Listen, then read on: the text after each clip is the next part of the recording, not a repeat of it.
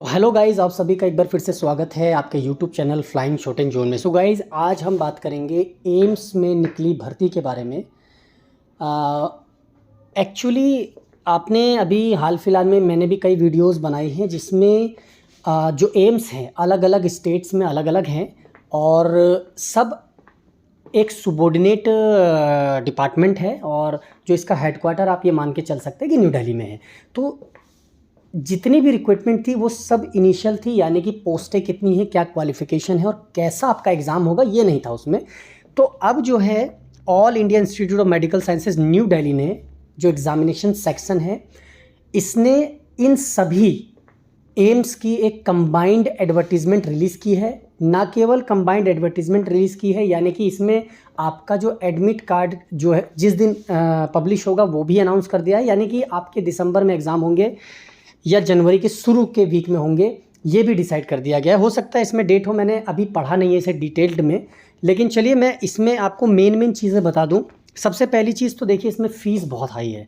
आमतौर पर एम्स में इतनी फ़ीस होती है और मुझे नहीं लगता है कम करने वाले हैं। 3,000 आप अगर जनरल और ओबीसी कैटेगरी से हैं, और अगर आप रिजर्व कैटेगरी से हैं, चाहे ईडब्ल्यूएस ही क्यों ना हो, तो आप 2,400 रुपये पे करेंगे अपने ऑनलाइन एप्लीकेशंस के लिए। केवल पर्सन्स विद डिसेबिलिटीज़ जो हैं उन्हें ही एग्जेम्प्ट किया गया है फ़ीस के लिए। चलिए, अब सबसे इम्पॉर्टेंट चीज़ आपको मैं बता दूं, जितने भी एम्स हैं अदर देन न्यू दिल्ली, उनकी ये रिक्रूटमेंट है। इसमें बहुत पोस्टें हैं।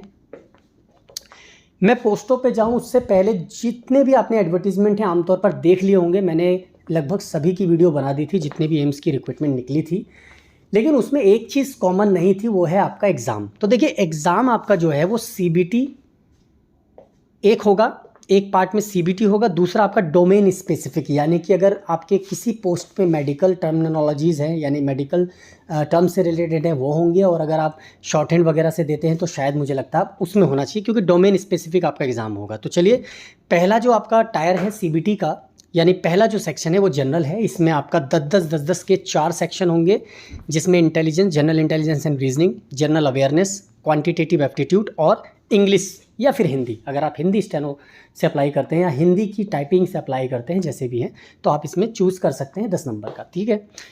इसके बाद आपका आता है डोमेन स्पेसिफिक। ये भी आपका 40 मार्क्स का होगा, यानी कि आपका सीबीटी 80 मार्क्स का होगा, जिसके आधार पर आपकी मेरिट बनेगी। अगर आप ऐसे एग्ज़ाम्स में अप्लाई करते हैं जिनमें टाइपिंग है, शॉर्ट हैंड है, यानी स्किल टेस्ट है, तो आपको सेकंड स्टेज के लिए बुलाया जाएगा मेरिट के हिसाब से, जितनी वैकेंसी उसके मल्टीपल में।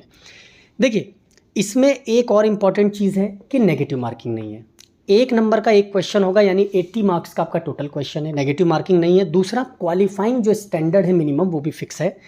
40% यूआर और ईडब्ल्यूएस के लिए, ओबीसी के लिए 35 और एससी एसटी के लिए 30%, ठीक है। और पीडब्ल्यूडी जो हैं पीडब्ल्यूबीडी, उनके लिए भी आपका 30% रखा गया है, ठीक है। रेजोल्यूशन की बात आप जानते हैं। अब देखिए, एक और चीज़ है आपका, वो है स्किल टेस्ट।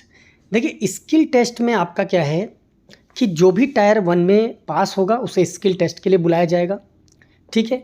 उसके बाद आपका स्किल टेस्ट जो है वो सेपरेटली अलग से कराया जाएगा, लेकिन ये उम्मीद पूरी है मुझे कि मार्च तक आपको ज्वाइनिंग दे दी जाएगी।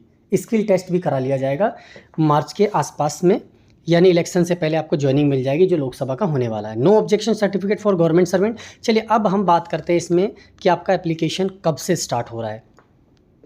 देखिए, 17 नवंबर से जो एप्लीकेशन है वो स्टार्ट है, और आप 1 दिसंबर तक इसे अप्लाई कर सकते हैं, ठीक है।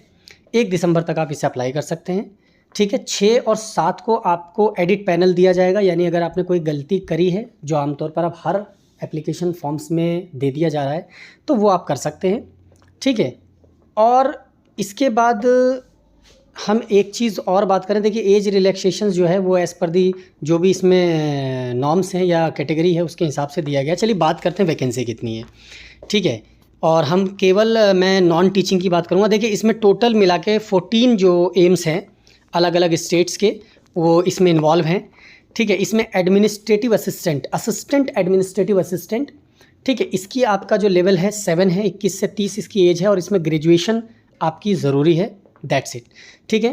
तो ये आपकी अलग अलग है। तो असिस्टेंट एडमिनिस्ट्रेटिव जो ऑफिसर है उसकी 8-9 एम्स में अलग अलग वैकेंसी है, तो चलिए बात कर लेते हैं पर्सनल असिस्टेंट की। देखिए इसके लिए आपको ग्रेजुएशन प्लस 100 वर्ड्स पर मिनट की शॉर्ट हैंड आनी चाहिए। 18 से 30 साल एज लिमिट है। लेवल आपका 6 रहने वाला है। देखिए इसमें भी जो टोटल आपके जो पार्टिसिपेटेड एम्स हैं वो है 9, ठीक है।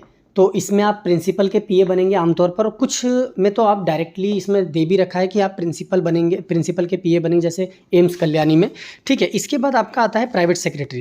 देखिए प्राइवेट सेक्रेटरी के लिए सेम क्वालिफिकेशन रहने वाली है आपकी, लेकिन सिर्फ जो चेंजेस होंगे वो है आपका 120 की शॉर्ट हैंड स्पीड। मुझे नहीं लगता, पता नहीं इन्होंने क्यों 120 की स्पीड रखी है। आमतौर पर 100 की स्पीड बहुत इनफ होती है लगभग 4600 ग्रेड पे के लिए, जैसा एसएससी में भी और कई स्टेट गवर्नमेंट्स में भी है।